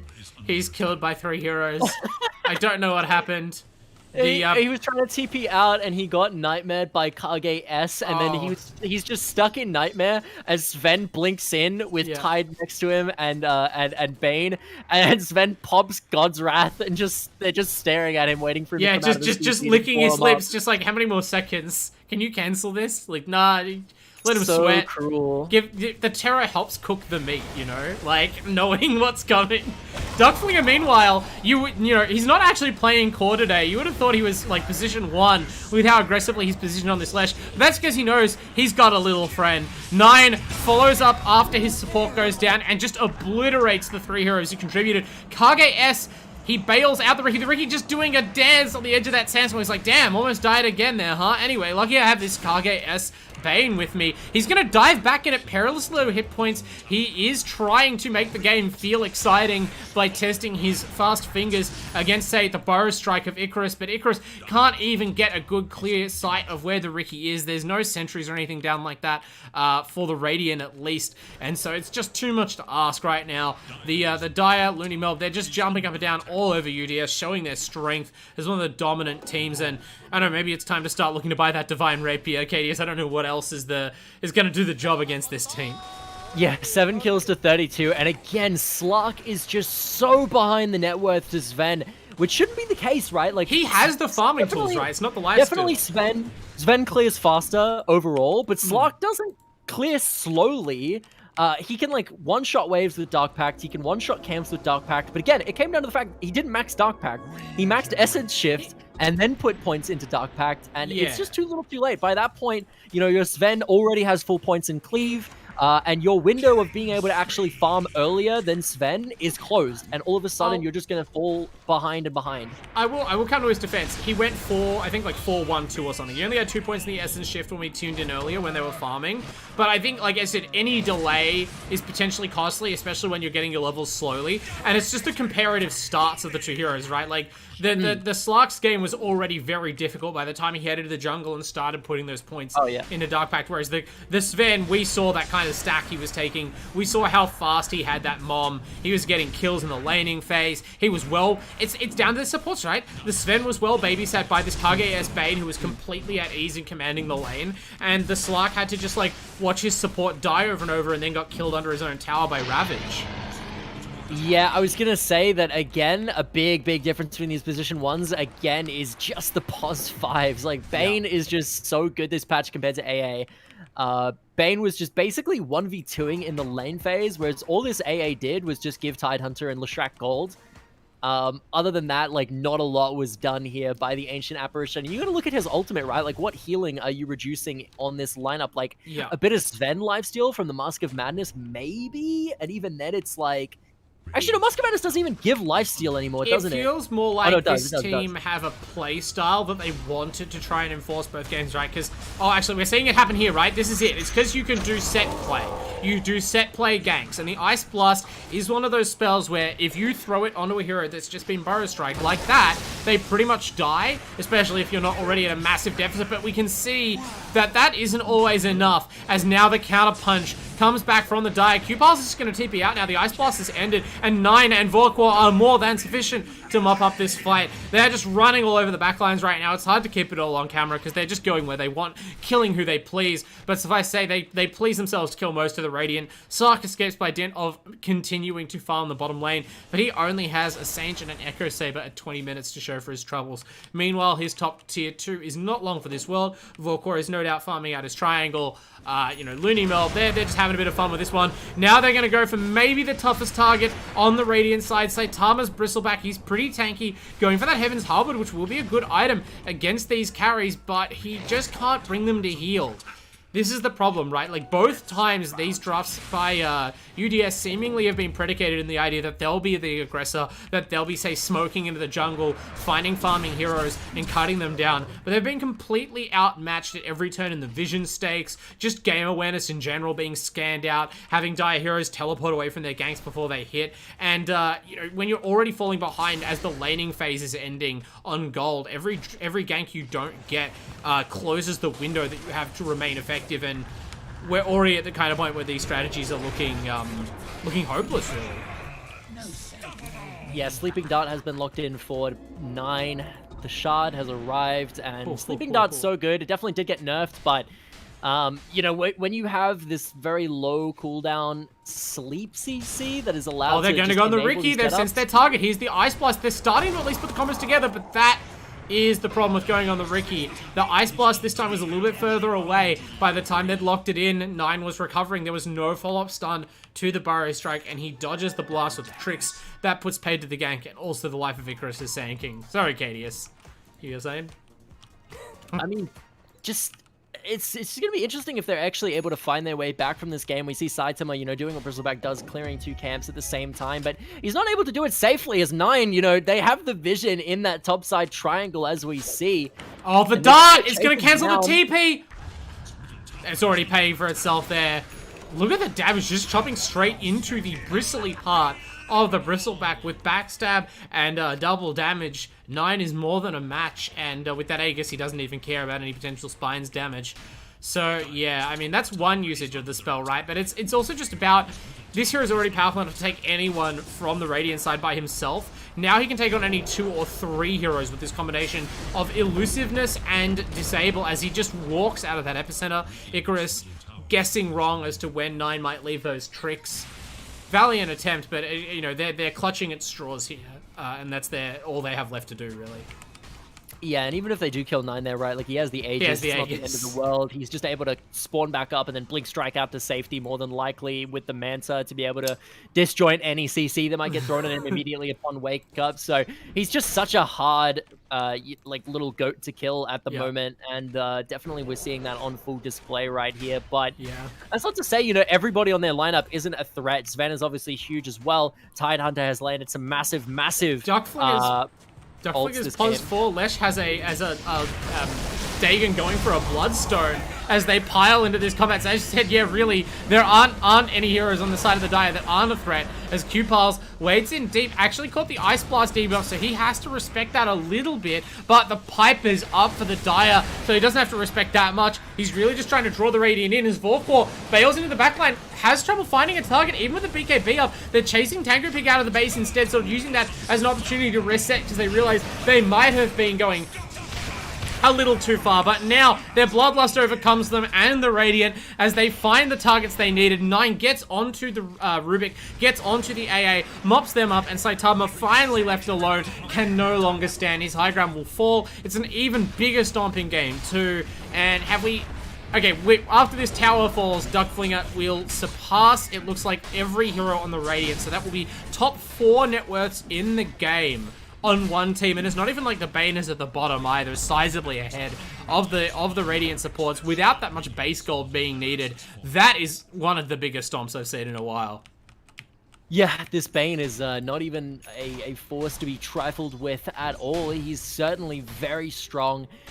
Fiend's Grip just doing the mostest, one of the best ults in the game for single target lockdown. And that's the thing, right? Like, a lot of the reason that Bane is so good is because the current meta is all about these individual strong, like, position ones just running over the map. And obviously there's a Riki here that's very, very good. But, in typical pro play of Dota, Saitama has to watch out. He does get caught by the Nightmare. Duckflinger, okay, looks like for once this is unprecedented, right? Maybe the only time tonight we've seen them see a target and not go on it, but 9... he's hitting creeps at the moment. He wants to finish a Nullifier, it looks like. Another very strong item of the patch before he goes any further towards ending this game. So they let the little Bristleback go, maybe respecting his team behind him. But, yeah, as you said, like, their ability to control the single strong targets of their opponents. Meanwhile, their opponents unable to really control 9 in any way, despite him not going for a BKB or even hinting at one, does say a lot about the state of this game. Yeah, and that's one thing to note as well, is that we do just see this kind of meta shift where position ones are really the aim of the game. You have these Svens that are just absolutely massive, and what is Bane really good at? Just locking one hero down for the whole fight. But, when he is unfortunately on the enemy team... here we go. Vorkor diving in deep, Saitama getting chewed up. The Ravage is going to ensure there's no retreat, and in fact, no escape even for the Radiant heroes who are trying to leave, leaving their mid be their sacrifice. There'll be none of that. Pocket Riki being engaged there briefly as Vorkor dives in, so you have double the overwhelming power crashing into these Radiant heroes. There's a buyback to try and defend the tower. The Sleep Dart will force him to watch instead as they cleave through that line of defense. Now they're onto their second lane of racks, just making this formality even more of one, trying to get things over with. They do more for Saitama. That's a dieback on him. There's a respawn here from the Apparition, but he has no Ice Blast, so there's nothing to even punish his positioning. Sven will heal back up. Rubik and Slark, they have to decide what they want to do, maybe say a last prayer as they watch their base collapse. Think about what they're going to do in their next match, since this looks like a pretty clear 2-0 to LooneyMelb. In general, though, I think there's more than a few layers of difference here. Part of it is the draft. That one, at least, you can learn from. Part of it just shows the quality of the players here, though, right? Like, the optimized farming. Slark gets his rapier. Oh, wait. Yeah. Oh, okay, he hasn't even gone for one. You really baited me there. I got excited for a second. Never mind, it's just your normally scheduled LooneyMelb demolishing these heroes that dare to step out of the fountain. 9 actually thinking about taking that step into the final frontier of the enemy. Fountain sends his illusion up the hill instead, and it just punches the AA. Not even backstabbing. He got face stabbed by a Riki illusion. That's unfortunate for poor Ray. They call the GG. Good sportsmanship by the UTS boys. They put up a fight to the very end. That's at least can be said about them. And they were doing it against one of the best teams in the business here in the AEL Uni League. But in the end, we saw that difference on display. LooneyMelb, they lock it up. Clean 2-0 Kadius, putting on a clinic for us. And, sending out the brochures if this is how you should play Dota in 7.3. Forget these apparition picks, these carry lifesteals that can't burst farm. None of that. You got to be on, as you said, the hard farming, late scaling cores, the scaling supports with BKB piercing, lengthy disables, and the big scary Tidehunter teamfight control to make sure they get the job done. Yeah, no, absolutely a dominant game. I'm still trying to not cry from watching poor QQ Love get 1v1'd by Manta style illusions at the end there. That is a sight to see. Yeah. But what can I say? 29 and 1 with 14 assists, just absolute MVP of the match, just dropping so many kills. I think 9 has let's see here. Let's see. The enemy team had a combined 8 kills, and he had 29, so nearly 30 kills. So you can It's see, not even close. 9 has over 3 times the kills of the entire enemy team's kills combined by himself. And then they also had a Fed Sven to deal with, as well as this Tidehunter Duckflinger combo just running. 9 has almost rampage. twice as many kills as UTS have combined assists, and that's considering that you can get multiple assists from every Radiant kill. That's yeah, I mean, we're really just having fun charting new levels of dominance here. It was a very fun game, as long as you're not on UTS Esports, but Yeah, just an absolute monster of a player. But I got to say, what a game. And if there's one thing that we're seeing here, it's that as opposed to the last time we saw this LooneyMelb lineup where, you know, they played game 1 very, very well. Game 2, they went for a all-in sort of early game composition and then weren't able to close out the game. And then the enemy team ended up just kind of scaling over the top of them in a way that they didn't have any tools to deal with. Nothing like that is happening. They're drafting the heroes that are very important there. They're picking the lanes that want to win. And more importantly, they're picking what seem to be the comps that they're best at, which are these sort of scaling compositions. Obviously, Vorkor, the last time we saw him go scaling was on one of the best heroes of last patch, Spectre. But, you know, he's shown that he's adaptable, right? Like 7.3 Spectre is suddenly not a very good position 1, but he's saying, you know, I can still play the best farming position 1 of patch 7.3, which is Sven, and he's piloting it to just as much success as we've seen him do with things like Spectre in the past. And obviously 9, this man just seems to draft the weirdest things in mid lane and make it work. We've seen the Ricky today, and can't wait to see what he pulls out in future.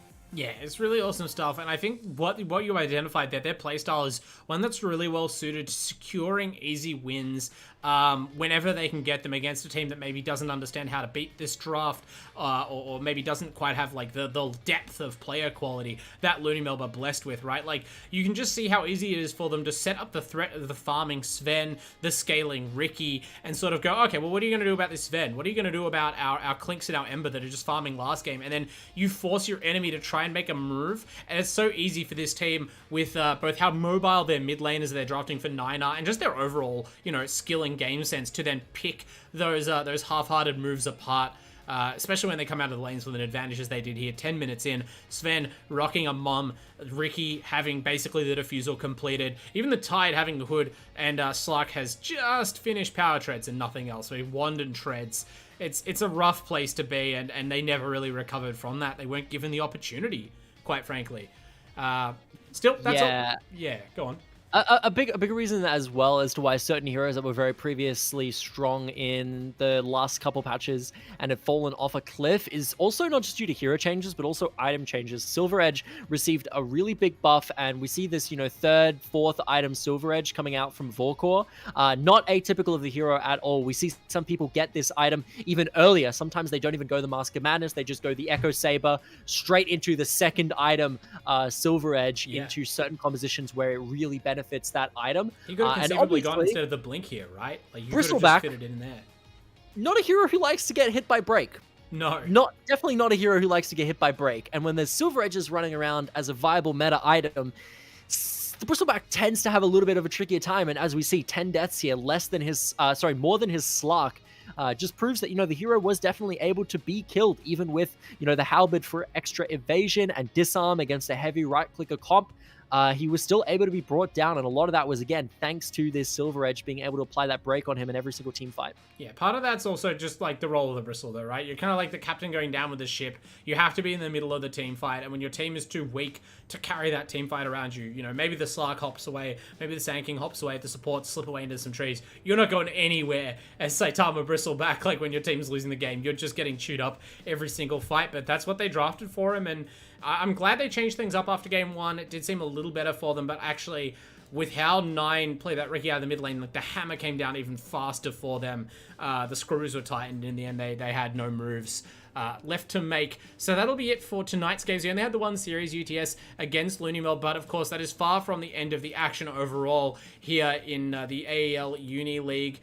We've got a lot more to come, but first of all, I want to stop and thank our sponsors here. We of course have to thank our hardware sponsors, Rig. They're bringing the headsets that everyone loves, some of the high quality audio that our players have received, that our fans have received actually in giveaways, and that we recommend when you're listening to our silky smooth voices here on the broadcast. Absolutely. Well, you're listening. My friend yesterday, a fun fact about Rig that I feel inclined to jut in here. Please do. I was in a call. I didn't know this, but one of my friends that I've known for a long time was basically sitting there and was delivering a 10-minute long, unsponsored, like this guy is like not on the AEL streams at all, unsponsored rant about why my other friend who was looking for a new headset should get a Rig headset. So there are people out there who are just genuine gamers and consumers that can vouch that they are maybe the best in the business. So definitely check out Rig headsets for sure. Definitely. Like, I want people to understand, like, when we do these sponsor reads, it's not just like, oh, I guess we'll do this. You know, these are products that we support for a reason, right? Like, the AEL Uni League partners with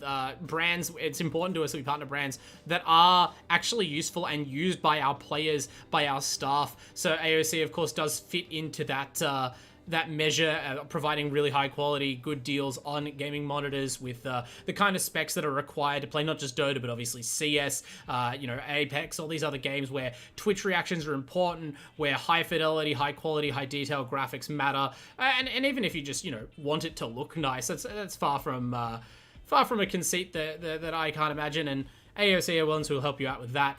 And then the sponsors that are especially near and dear to my heart, or at least my belly, we've got our main sponsor, our long-time partners in Chatime, who help us out with drinks throughout the season, and, I mean, help me out even off the cast, to be honest. Love the bubble tea. Love to get especially some of the fruit quenches when it's hot, coming back into spring and then summer. I know I'll be dialing them up either by delivery or in store. And, of course, Indomie, the flavor of Indonesia, is one that you'll often find gracing my pantry, Kadius. I don't know if you're an instant noodles guy, but I love it. You know, just after a cast or before a cast, you're gonna get something down quick. Love my mee goreng from Indomie is definitely one of my all-time pantry classics.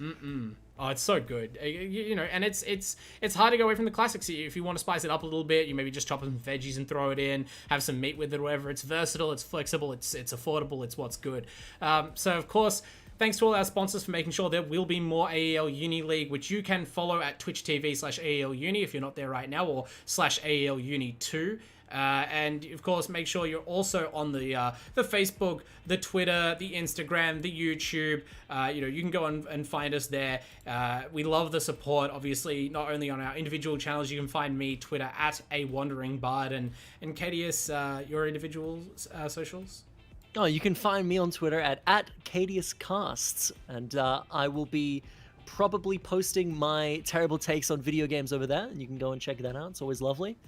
Absolutely. So yeah, that make sure you follow at KadiusCast, follow at @AWanderingBard for I don't know, card games, fighting games, Dota 2, of course, and of course at AU Esports League, the AEL Twitter, to make sure you don't miss any notifications about us going live. It'll be important because there's plenty more of Season 2 to come here. Semester 2, 2021. These teams, especially LooneyMelb, you'd imagine would figure deep into that run, but tonight that's probably the end of the action. So thanks everyone for tuning in, and we will rejoin you with more Uni League very soon.